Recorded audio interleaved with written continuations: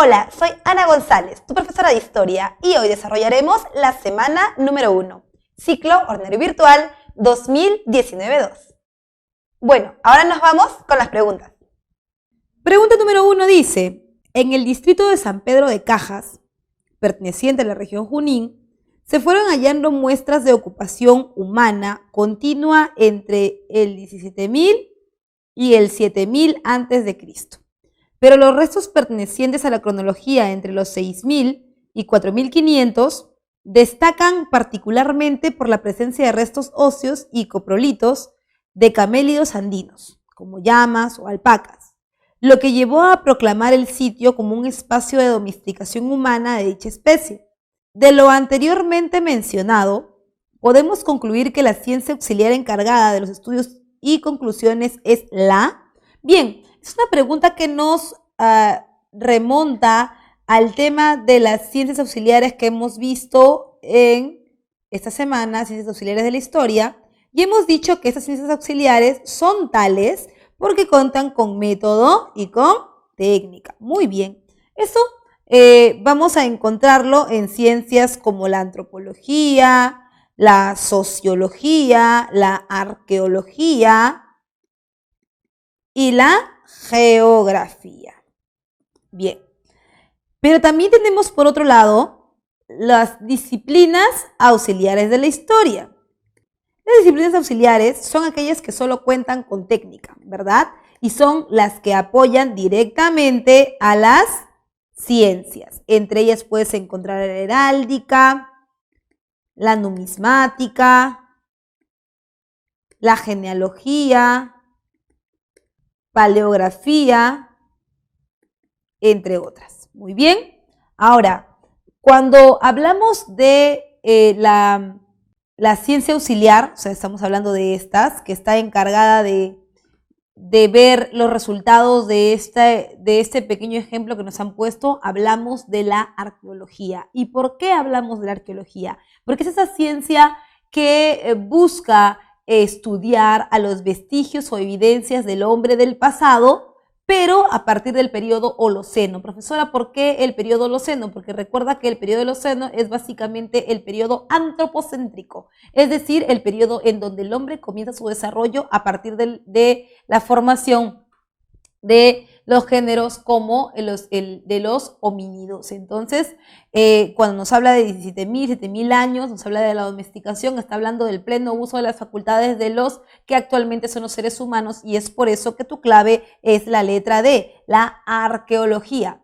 Un dato importante que te voy a dar es que seguramente cuando vayamos pasando por todos los capítulos de este ciclo, te vas a dar cuenta que solamente contamos con 4 alternativas. No te vayas a asustar, por favor. Sí es cierto que seguramente cuando tú veas los exámenes de admisión pasados o te compres inclusive las recopilaciones de examen de admisión, notarás que hay 5 claves. Desde este ciclo, la Oficina Central de Admisión ha decidido poner solamente un examen con 4 claves, que es un examen de tipo internacional. Así es como se toman en todas las universidades del mundo, y es por eso que solo tenemos en esta oportunidad 4 claves. Ya sabes entonces, nuestra respuesta es paleografía, clave C. Pregunta número 2 dice, los diferentes periodos históricos se caracterizan por una serie de regularidades de desarrollo común en diferentes regiones y contexto común, pero no por ello aplicado a todas las realidades de dicho periodo. Por ejemplo, durante el periodo paleolítico medio se observa el desarrollo de entierros funerarios como muestran las creencias religiosas de los Homo neanderthalenses, mientras que durante el periodo paleolítico superior, bueno, esta pregunta hace referencia al periodo paleolítico. Como hemos visto en la clase, el paleolítico está dividido en 3 espacios: paleolítico inferior, paleolítico medio y paleolítico superior. Profesora, ¿qué es lo que debo saber de esto? Es simple, debes saber simple y llanamente sus especies. Cuando hablamos de especies queremos decir que son las particularidades de los homínidos. Eso quiere decir que todos ellos forman parte del género Homo, pero cada una es un espacio diferenciado. ¿Y por qué se diferencian, profe? Por desarrollos físicos, desarrollos psíquicos o desarrollos biológicos. Entonces, en el paleolítico inferior tienes al Homo habilis, y al Homo erectus. En el Paleolítico Medio al Homo neanderthalensis y en el Paleolítico Superior tienes al Homo sapiens, o hombre de Cromañón. Entonces, cuando la pregunta nos hace referencia a las características del neanderthalensis, nos dice que ellos tienen desarrollos de entierros funerarios, y no solamente tienen desarrollos de entierros, también tienen desarrollo del lenguaje articulado, se pintan, se tatúan, intentan diferenciarse, y todo eso son características que nos van haciendo notar que el hombre ya está dejando de desarrollar características básicas. ¿Y por qué, profesora, ya no tiene características básicas? Porque está superando física y biológicamente los impases que tiene con la naturaleza. Por ejemplo, ahora tiene ya pulgar oponible, hay aumento de capacidad craneana, desarrollo de columna vertebral. El hombre cada vez está siendo mucho más independiente. El hombre cada vez está desarrollando un cuerpo, desarrollando un físico que le permita aprovechar la naturaleza. Entonces, cada vez estos cambios ya no van a ser físicos, no ahora van a ser cambios psíquicos, biológicos, entre otros, ¿no? En el caso de neanderthalensis comienza cambios en cuanto a las creencias religiosas en tierra, de manera intencional, y los cambios de ese tipo siguen, porque en el Homo sapiens el hombre ya no va a cambiar su rostro, ya no va a cambiar su cuerpo, ya no va a cambiar sus extremidades, ni nada por el estilo. Simplemente va a hacer cambios culturales, como por ejemplo la aparición del arte rupestre, también llamado arte parietal, y del arte mobiliar. Cuando hablamos del arte parietal debemos entender que es este arte en forma de pintura, que se hace en las paredes de las cuevas, normalmente con un objetivo, digamos, pedagógico. ¿Y por qué, profesora? Eso lo han preguntado ya antes en un examen de admisión.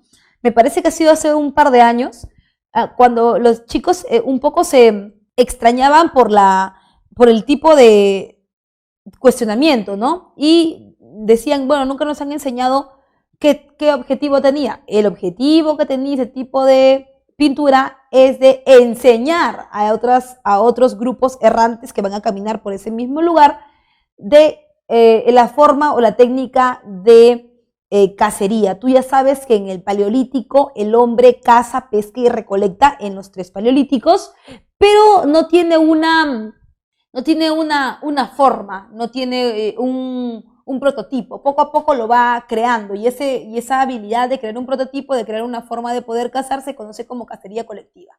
Y la cacería colectiva está pintada en las paredes de las cuevas. Eso quiere decir que todos los murales que encontramos forman parte del método de subsistencia y la forma de recordarlo del hombre del Paleolítico superior. Además del arte rupestre también tiene arte mobiliar, y el arte mobiliar es aquel que se puede transportar de un lugar a otro. ¿Por qué hay diferencias entre el arte rupestre o el arte parietal y el mobiliar? Porque en el parietal no podemos sacar las paredes y llevarlas a todos lados. En cambio, en el arte mobiliar, como son estatuillas o formas pequeñas que se pueden transportar, podemos llevarla a diferentes lugares. No solamente eso, sino que también podemos adoctrinar o enseñar a las personas de diferentes grupos qué es lo que queremos de ellas, como por ejemplo estudiar de la fertilidad. Si bien es cierto, se han encontrado diferentes artefactos de ellos, uno de los que más llama la atención es la famosa Venus del Paleolítico, ¿no? La famosa Venus del Paleolítico, que es una mujer con características bien interesantes, ¿no? La primera es que tiene una cadera bastante ancha, tiene unas mamas grandes y un abdomen abultado.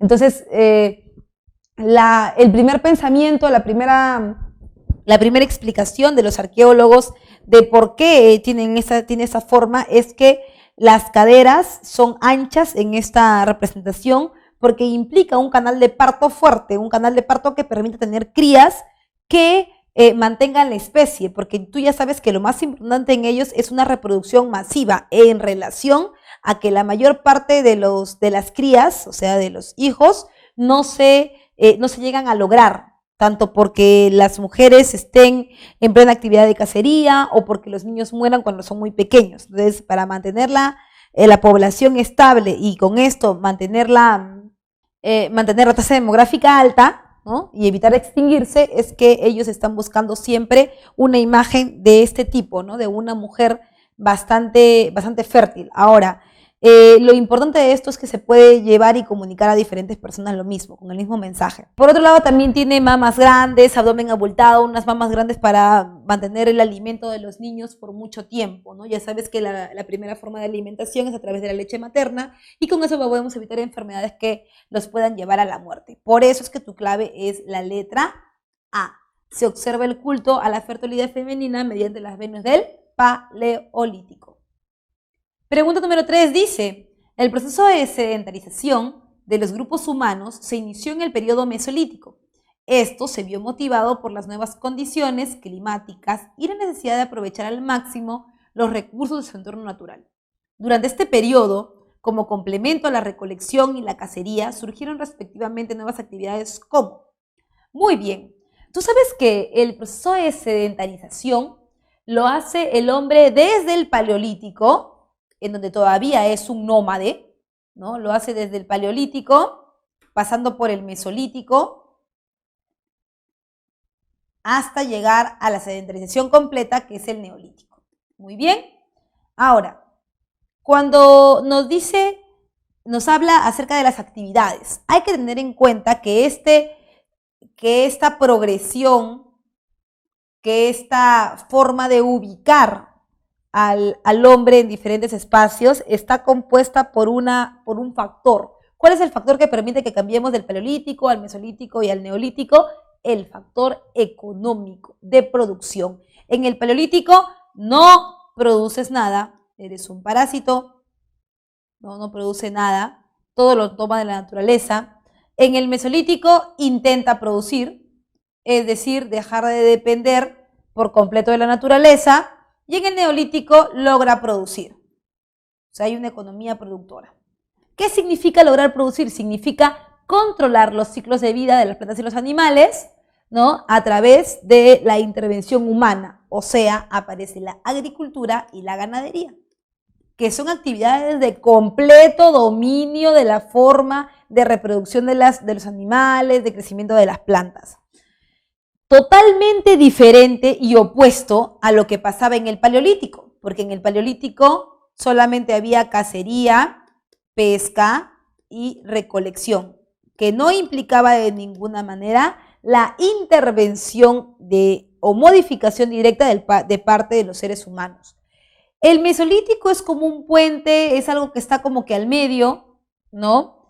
Y en este periodo el hombre se dedica a la horticultura y la domesticación de animales, actividades que son el justo medio entre la cacería y la ganadería, entre la recolección y la agricultura. El justo medio, el punto de quiebre entre los dos periodos es el de la horticultura y domesticación de animales.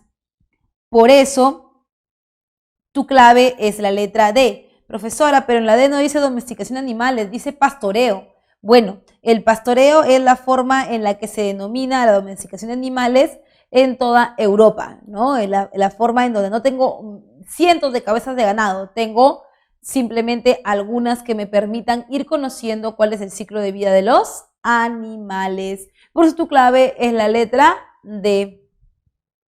Pregunta número 4 dice, establezca las afirmaciones correctas de los siguientes enunciados en relación a los periodos de la Edad de Piedra y la Edad de los Metales. Durante el periodo Paleolítico inferior se desarrolló totalmente las diferentes especies del género Homo, pero sus herramientas aún eran demasiado rústicas. Bien, durante el Paleolítico inferior no se desarrollaron todas las especies porque tenemos el Homo habilis, el Homo erectus, el Homo neanderthalensis y el Homo sapiens. En el Paleolítico inferior solo se desarrollan estas dos. Esas otras dos todavía van a tener un desarrollo en el Paleolítico inferior y en el Paleolítico superior. Por eso el primer ítem es falso.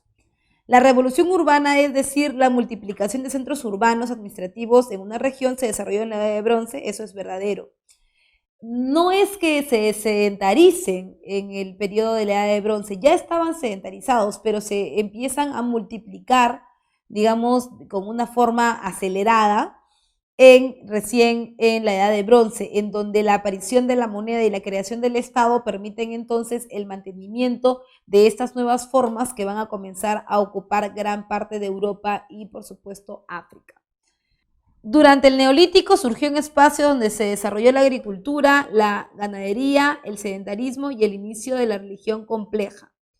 Bien, durante el periodo neolítico aparecen varias cosas. Lo primero es la agricultura, porque la agricultura permite que en el periodo neolítico el hombre se convierta en un sedentario y por supuesto siga aprovechando su desarrollo en comunidad. La ganadería también es una característica de la economía productora del periodo neolítico y tú sabes que teniendo propiedad privada, ¿no? Teniendo propiedad privada, yo ya no tengo por qué irme, porque el hombre era errante, porque era nómada, porque era seminómada, porque en el paleolítico el hombre tenía que ir de lugar en lugar porque él no sabía dónde iba a encontrar su alimento. Es más, él tenía que buscar el alimento. En el caso del mesolítico pasa lo mismo, si bien es cierto, ya está encontrando un cierto espacio de pautas, ya está encontrando, digamos, la solución a sus problemas todavía no es completa. Recién en el periodo neolítico es donde él desarrolla agricultura y ganadería, y con la agricultura y la ganadería, ya para qué me voy a mover de ese lugar. Yo me movía antes solamente porque necesitaba la comida, pero ahora que ya lo tengo en mi mano, que ya lo puedo modificar, inclusive puedo saber cuándo tener carne, cuándo tener alimento como vegetales, etcétera, yo ya no tengo por qué irme, me convierto en un sedentario, y al convertirme en un sedentario entonces desarrollo una religión compleja. ¿Por qué desarrollo una religión compleja? Compleja me refiero a un sistema de cultos, con edificios, con formas.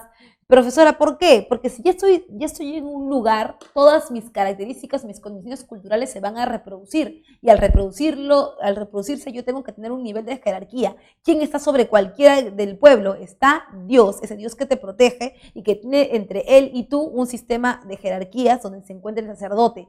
Por lo tanto, hay una religión compleja, una religión con centros ceremoniales, con ritos y con personas que manejan este sistema, que en este caso son los sacerdotes, y es por eso que el primer sistema de Estado que vas a ver es el sistema teocrático, pegado íntegramente a la religión. Eso es verdadero, entonces. Dice, en la Edad de Hierro surgió la escritura ideográfica y los primeros estados imperiales de la historia de la humanidad como los sumerios. Eso es falso, súper falso. ¿Por qué? Porque hay que recordar qué es la escritura ideográfica. La escritura ideográfica es aquella que no cuenta con símbolos de una sola interpretación, sino que más bien son dibujos, como señas que nos van a permitir darle sentido a una idea o a un mensaje. En este caso está la escritura cuneiforme, por ejemplo, que está hecha en tablillas de arcilla, que juntan varios dibujitos, varias imágenes, y te da idea de un hecho determinado o de un concepto determinado. Luego dice que aparecen los primeros estados. Eso es falso. Los primeros estados de tipo teocrático aparecen en la Edad de Bronce. Y la aparición de los sumerios no es hierro, la aparición de los sumerios es bronce. Por eso tu clave es la letra A, solo 2 y 3. Bien, eso ha sido todo por esta semana. No olvides que tenemos una cita en el próximo capítulo.